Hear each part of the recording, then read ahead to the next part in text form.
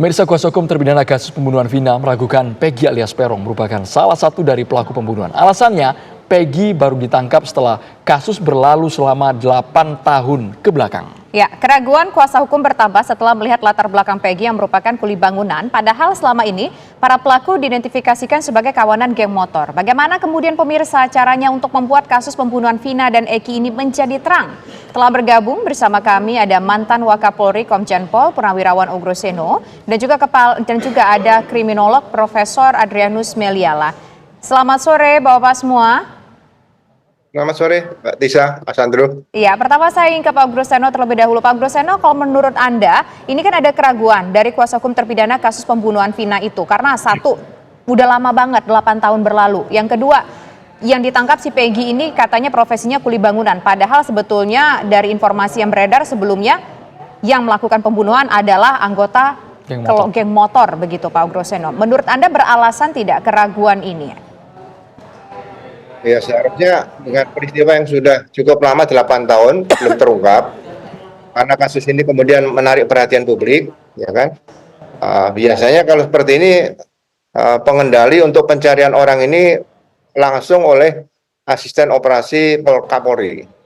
Jadi operasi khusus kepolisian dalam rangka pencarian orang, karena ini membutuhkan perhatian energi khusus untuk menangkap seseorang yang diduga melakukan pembunuhan karena beberapa kawannya sudah tertangkap. Nah, ini yang harusnya dilakukan sehingga melibatkan paling tidak Polda dalam Jawa sudah menyiapkan hal-hal seperti ini. Jadi operasi ini terpusat langsung dikendalikan oleh Mabes Polri.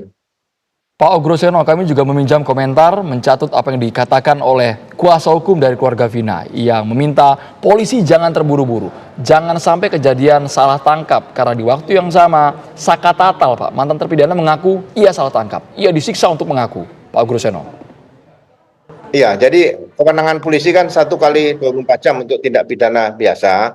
Kalau narkoba kan bisa 3 kali 24 jam, ada yang 7 kali 24 jam. Nah, disinilah begitu menangkap 1 kali 24 jam, orang yang dicurigai tadi dimasukkan dalam ruangan police interrogation room. Jadi ruang interogasi yang hanya bisa dilihat dari luar.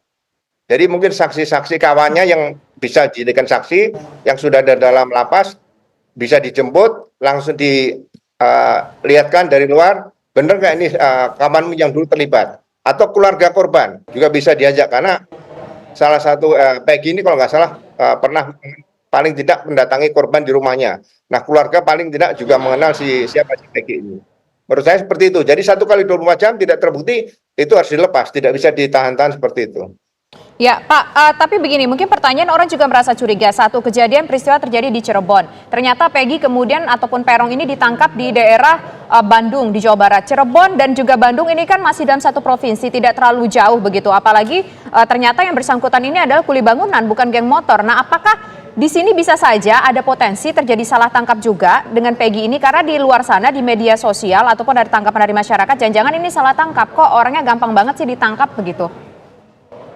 Ya, kalau menangkap orang yang diduga hampir sama kan ada waktunya 1 kali 24 jam. Nah, teknis untuk bisa menentukan apakah ini benar-benar pelaku yang menjadi DPO, itu tadi masuk dalam ruangan police interrogation room, kemudian tadi keluarga korban, mungkin ada kawannya pelaku juga yang sudah diproses di lapas, langsung dihadapkan, suruh melihat benar nggak pelaku. Kalau memang tidak, bukan orangnya, ya 1 kali 24 jam harus dilepas. Baik, Pak Ugroseno, seingat kami ini sudah lebih dari 1 kali 24 jam, koreksi jika salah. Meskipun dari Kabid Humas Polda Jabar tetap mengatakan terduga tersangka pembunuhan Vina, 1 dari 3 DPO. Menurut Bapak, prosedural pemeriksaan polisi sejauh ini apakah memang masih on the track dan harus secepat-cepatnya dirilis? Atau masih menunggu apa Pak sebenarnya, Pak? Sudah nangkep orang, mungkin masih ada keraguan-keraguan. Saya rasa teknologi untuk interogasi sekarang kan lebih modern daripada zaman-zaman saya dulu. Justru menurut saya masing-masing Polda atau Polres sudah memiliki ruangan interogasi oleh polisi, di mana ruangan itu sangat secure atau biasanya disebut secure interview ya, di situ room. Nah, disitulah orang segera didatangkan, benar nggak ini pelaku, benar nggak pelaku, dilihat dari luar.